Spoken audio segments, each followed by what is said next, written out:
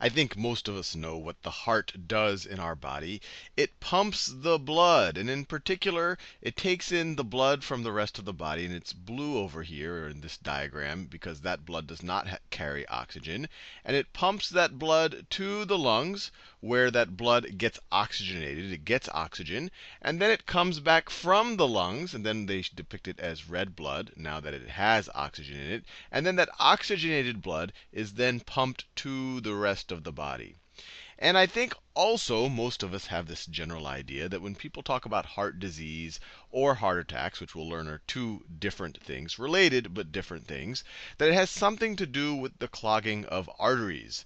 And so when I was a kid and I first learned about the clogging of arteries, and I knew enough to know that the heart is all about pumping blood through the body, I assumed that the arteries that people were talking about were these big arteries, the arteries that are coming away from the heart to the rest of the body, that somehow these things got clogged up. So let me draw that a different color you could see. So this was this is what I thought people were talking about when they were saying clogging of the arteries. And maybe once this got clogged enough, it stopped the blood flow to the rest of the body somehow, and that would actually kill the person. And what I want to make very clear right now is that is not what those are not the arteries that people are talking about getting clogged when people talk about heart disease or heart attacks. The arteries that they are talking about are the arteries that actually provide blood to the heart. Remember, the heart itself is a muscle. It itself needs oxygen. And so you have these arteries right over here. So these red I guess, tubes that are depicted on this picture, those are arteries. And then the blue ones are veins. They're taking the deoxygenated blood away from the muscle tissue of the heart. And these are called coronary arteries. And this one over here, at least from the point of view of me or you, looks like it's on the right. But from the point of the view of the person whose heart it is, this is on the left. And so this right over here is called the left coronary artery, or the LCA. And this right over here in red, this is called the right coronary artery, or the RCA. And so when people talk about arteries getting blocked or arteries getting clogged, they're talking about the coronary arteries. They're talking about the things that supply the blood to the heart. And so let's zoom in on one of them. So maybe we could zoom in right over here. So if we zoom in right over here, that part of an artery, that's the tube. Let me zoom in, make it a little bit clearer where I am zooming in. So I am zooming in right over there. So over time, and I'm not going to go into the details of how this happens, that's maybe a subject for another video, you can have these plaques build up along the walls of the artery. So if you zoom in over time, if the person doesn't have the right diet, or maybe they just have a predisposition to it, you can have these things called plaques form on the walls of the arteries.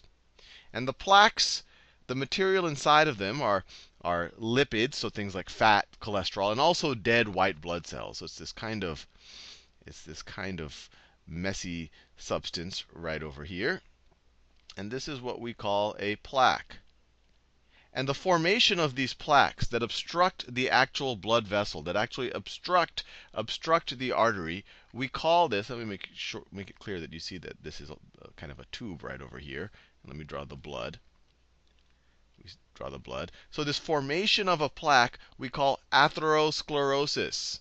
Atherosclerosis. Atherosclerosis. And so you can imagine if you have these things build up, it's narrowing the actual vessel that's supplying blood to the rest, to downstream from that obstruction. So it would be disrupting the blood flow downstream. So it would be disrupting the blood flow right over there. And that general process that we talk about of that restriction of blood flow, that ischemia that's happening. So ischemia is a deprivation of blood flow and oxygen downstream from this right over there. That's what we call coronary heart disease, or not actually, coronary artery disease or heart disease.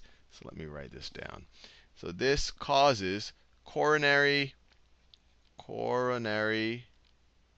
artery disease, which is sometimes called heart disease. Saying coronary heart disease would be redundant because coronary is also already referring to the heart. So another way, this is also sometimes called heart disease. Heart disease. And so you can imagine if the downstream, the muscle tissue is not getting all the oxygen it needs, especially maybe when this person's, whoever's heart this is, when they're exerting themselves, they need more oxygen. The heart needs to pump a little bit harder. If downstream these cells are not getting all of the oxygen they need, you can imagine that the heart maybe is not able to provide all of the functions that whoever's heart this is that they need it to do. And when that happens, that's called heart failure. Heart failure. So heart disease is one of the causes of heart failure. Heart failure. Now I want to be clear, heart failure does not mean that the heart is stopping, that the heart is stopped and that the person is dead. It literally just means that the heart is failing to do what it should be doing. It's failing to provide the needs of that person. So it's not pumping hard enough, or it's not pumping well enough to provide, I guess, adequate function for that person. The other symptom that actually might occur when someone has coronary artery disease, where they have this obstruction, where you have this ischemia, this deprivation of oxygen downstream from this obstruction, is that they might experience this kind of strangling chest pain, and that's called angina pectoris. Sometimes angina. Very few people say the pectoris part. You'll sometimes hear people say, "Oh, he has angina."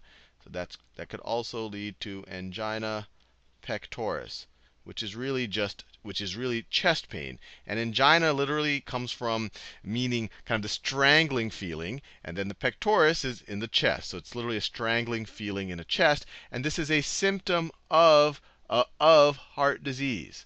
Now, this is already not a situation you want to go get into, because already your body is not able to function as well as it maybe could be, as well as it could. But sometimes, so what I've just described here is a plaque, but some plaques are actually unstable. So this plaque could just grow and grow and grow, and it would make probably the heart disease worse and worse, and the heart failure worse, and the angina pectoris worse. But if this plaque is unstable, it can actually rupture. So you can imagine all this blood flow as this plaque grows. The blood flow becomes a little turbulent around it.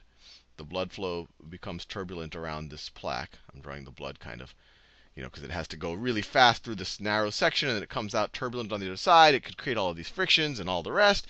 And at some point, you could imagine that this plaque is unstable, and it could actually rupture. So let me draw a ruptured plaque over here.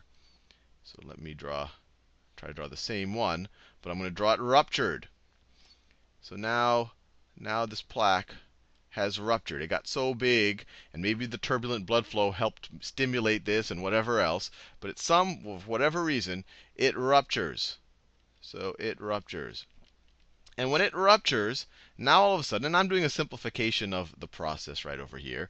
Now all of a sudden, the contents of this plaque, the lipids, the cholesterol, the fats, the dead white blood cells, are now all of a sudden exposed to the blood flow, and in particular to the clotting factors in the blood. And this is highly thrombogenic material. Thrombogenic. Very fancy word, thrombogenic. But that just means that it tends to cause blood clots. A thrombosis is a blood clot.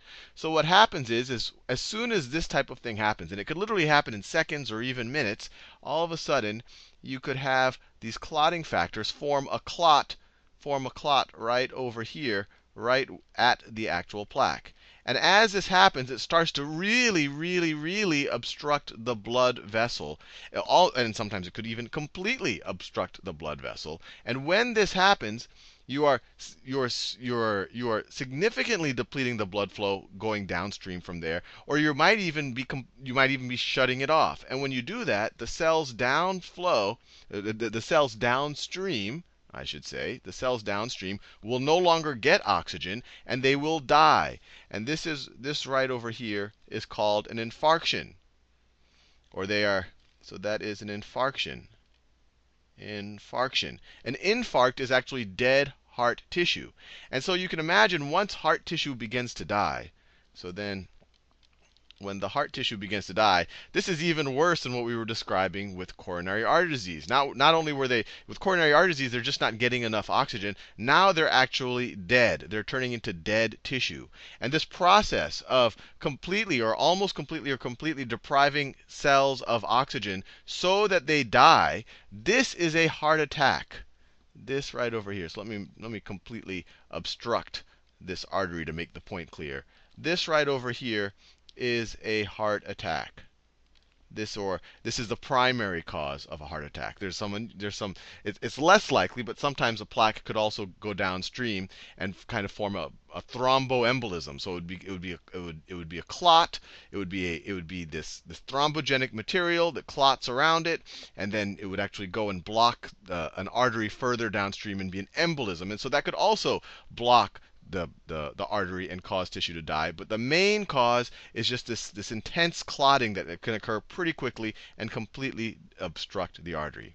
Now there's one last word I want to touch on because it sometimes is mixed in with all of these other words, and that is cardiac arrest. And that's because sometimes they're used in the same context, and these things can lead, one thing can lead to another, but cardiac arrest, a heart attack is not cardiac arrest. Cardiac arrest is the actual dying of the heart. What I've just described in a heart attack, people can have a heart attack and they will have some part of their muscle tissue die, some part infarct, and that's why they call it a myocardial infarction. Myocardium is the tissue of the heart, is the muscle of the heart, and it is dying. So they call it, sometimes a heart attack is called a myocardial infarction. That is not cardiac arrest. Because you can have some of your heart tissue die and you can survive. Your heart will be impaired, but you will continue to live. Cardiac arrest is literally your heart stopping. And this would obviously cause someone to die. So cardiac arrest is literally your heart stopping. So if you have a bad enough heart attack, if you have enough of your tissue get starved of oxygen so that it dies, so that it becomes infarction occurs, then it could lead to cardiac arrest. But it always won't lead to cardiac arrest. And frankly, a heart attack is not the only thing that can cause cardiac arrest. And I also want to differentiate cardiac arrest from heart failure, because they sound the same. It sounds like the heart is failing. But cardiac arrest is the heart stopping. Heart failure is essentially just saying that the heart cannot provide all of the needs for the body.